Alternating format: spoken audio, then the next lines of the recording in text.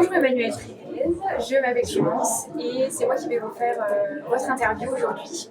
Donc, je fais partie du club ado de la médiathèque de Suancy. Donc pour commencer, merci de votre présence aujourd'hui au Salon du Polar. Ça fait plaisir, en plus il fait beau, l'ambiance est décontractée et sympathique, c'est super.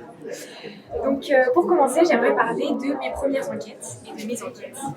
Donc comme vous avez pu voir, je suis une fan de votre travail depuis que je suis toute petite. Ça a été mes premiers livres que j'ai lus en fait. C'est vrai que cette série, c'est la série qui me fait vivre aujourd'hui, c'est la série la plus connue.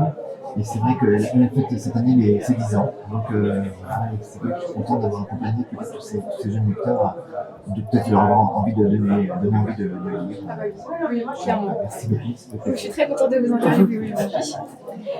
Donc j'ai pu lire récemment la version Mes enquêtes cette fois. Donc j'ai pu voir une évolution entre les collections de mes premières enquêtes et mes enquêtes. Donc une évolution graphique, une évolution des personnages aussi. Donc est-ce que c'est plus une demande éditoriale ou alors est-ce que c'est une idée qui vient de vous? Alors l'idée ne vient pas de moi, mais en fait de quoi s'agit-il? C'est que le problème de la jeunesse, des auteurs qui écrivent en jeunesse, c'est qu'on perd très vite son public. Autrement dit, les premières enquêtes, même si aujourd'hui tu viens me parler de tes souvenirs de lectrice, dans les premières enquêtes, pour moi la tranche d'âge c'est CP, CE2. Mais c'est vrai que je ne peux pas espérer qu'en cinquième, on les entende mes premières enquêtes. Donc l'idée de l'éditeur, qui du coup que je partage aussi, c'est celle de capter, de garder, de fidéliser, comme on dit, les lecteurs qui ont apprécié les premières enquêtes, sans doute pour ce côté énigme des premières enquêtes, et de leur proposer des textes plus longs, donc adaptés à leur âge et avec plus d'énigmes.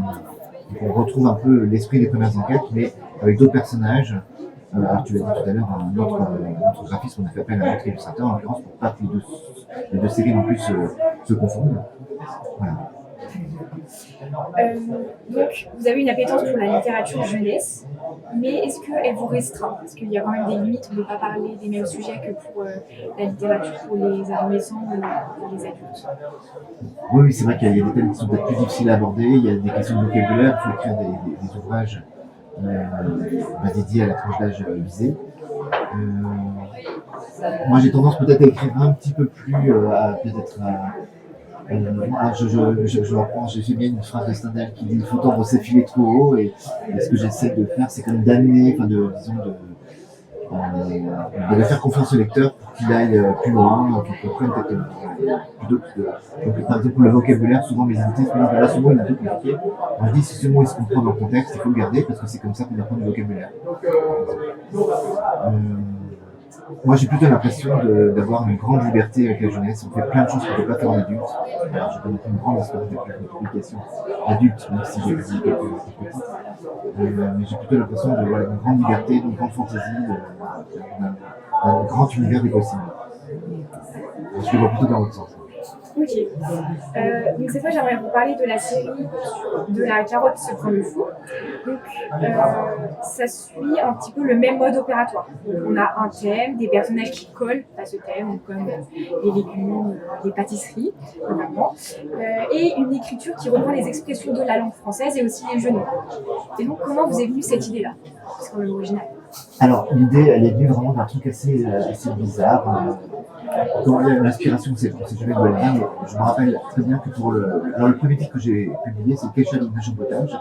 C'était en 2006 et ce titre est maintenant. Aujourd'hui, alors il a été republié, il a d'abord été édité en poche, puis il a été republié en grand format. Et l'idée de la première histoire est venue d'un fait divers, qui est peut-être en partie oublié aujourd'hui, mais c'était l'affaire Omar Haddad.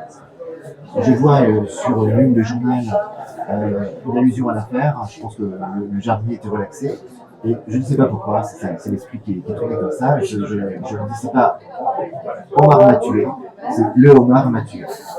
Et le Omar m'a tué m'a donné le point de départ de ces romans, c'est-à-dire ça va se passer sous les mers, ça va mettre en scène des animaux marins comme le homard, et j'ai raconté ça va être un polar aquatique, un polar sous-marin. Ce livre, alors à partir de cette première enquête, j'en ai écrit 4 autres, j'ai proposé le recueil, donc ce premier tome est né, et puis il se trouve qu'après mon éditeur, chez Nathan, m'a suggéré d'en écrire d'autres. Donc il y a eu ensuite l'arine du finoche et la carotte francho. Alors pour ce qui est du mode opératoire, je ne vais pas non plus être trop long, mais le mode opératoire que j'utilisais, en fait je parle d'un champ lexical, pour le plus simple, les fruits et les légumes. Et à partir d'une liste de fruits et légumes, de tout ce qui va toucher à la note de moelle, de ces fruits et légumes, la tige, la fleur, la pulpe, tous ces mots-là, je fais un casting de fruits et légumes. Donc il y a d'un côté, j'en tire à la fois des personnages, qui peuvent parfois prendre des caractéristiques de leurs légumes, c'est-à-dire pour la psychologie ou l'apparence physique, admettons la tomate rougit. Alors pourquoi elle rougit? Donc, à partir d'une caractéristique physique, on va en déduire la psychologie d'un personnage. La carotte, Achille Carotte, qui est le héros, le détective de cette enquête, il a une collection de bottes, les fameuses bottes de carottes. Voilà, donc à partir de cette liste-là, j'en ai tiré des caractéristiques de mes personnages, ou alors des jeux de mots, des jeux de sons, fondés ou pas sur des expressions. Voilà. Et effectivement, ce mode, je l'ai reproduit donc 5 fois sur les 5 polars parodiques que j'ai écrits. Et comment vous faites pour pas passer dans le trop avec ces expressions et ces... Alors dans le trop, c'est vrai que le trop, parfois mon éditeur, mon éditrice m'a dit que je faisais trop. Moi, c'est jamais trop. Alors là, j'ai vraiment, autant je peux l'entendre sur d'autres textes où les jeux de mots ne se justifient pas toujours. Autant là, pour moi, j'ai toujours considéré que c'est la matière de mes livres. Enfin, de ces livres-là, de ces polars parodiques. Donc pour moi, il n'y en a pas trop. Et Junato d'ailleurs, il n'y en a pas trop parce qu'il faut reconnaître que, y compris les lecteurs les plus aguerris, ne les trouvent pas tous, ou ne les perçoivent pas tous à la première lecture. Donc finalement, il y a moins, on en trouve moins qu'il y en a réellement. Souvent. Et concernant vos plus anciennes parutions, est-ce qu'il y a des choses que vous auriez changées, modifiées? Est-ce qu'avec votre regard actuel, vous écrivez différemment, vous faites des choses différemment? Alors, je ne sais pas si mon écriture a changé. Je sens que je suis un petit peu plus efficace que je l'ai été il y a 26 ans quand j'ai commencé à écrire, ou 27. Sans doute que je changerai des choses, mais plus parce que c'est plus le recul qu'un changement de style. Quand on relit un texte avec du recul, on se rend compte qu'on n'interprète pas les choses de la même façon. Maintenant, je ne sais pas si je dois l'attribuer à l'expérience ou simplement au recul.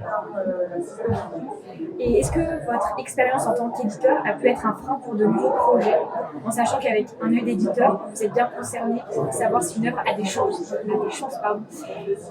d'avoir un succès? Ouais.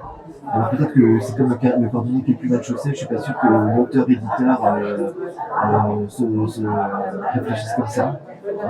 On croit toujours qu'on a une idée, un projet, on croit qu'on soit éditeur ou éditeur. Il y a justement les éditeurs avec lesquels on travaille, dans ceux-là qu'on va dire ça j'y crois ou ça j'y crois pas. Alors parfois, évidemment, c'est l'éditeur qui joue le rôle de filtre entre l'auteur et le public, et il y a des moments où on se dit quand même, je suis sûr que ça pourrait marcher, mais l'éditeur n'y croit pas et donc ça se fait pas. C'est vrai que ça peut arriver. Maintenant, est-ce qu'il a tort ou est-ce qu'il a raison, je ne saurais pas. Et ben, merci beaucoup d'avoir répondu à mes questions. Et passez une belle journée au Salon du Polar. À bientôt.